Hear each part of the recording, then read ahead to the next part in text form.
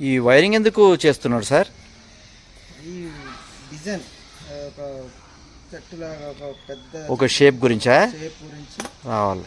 ఆ షేప్ తీసుకురావాలంటే ఇట్లా వైర్ పట్టుకొని ఎక్కడ కావాలంటే అక్కడ మనం బెండ్ చేసుకోవడానికి అవకాశం ఉంటుందా? ఉంటుందని ఈ వైర్ కట్టడం. మరి ఎప్పుడు తీస్తారు మళ్ళీ వైర్లు ఇవి? అట్లా ఉంటుందా పర్మనెంట్గా? మళ్ళీ ఒక 6 months అట్లా. ఆహా. చెట్టు గ్రోత్ని బట్టి చెట్టు బాగా పెరిగింది అంటే దాంట్లో లోపలికి వెళ్ళిపోతుంది.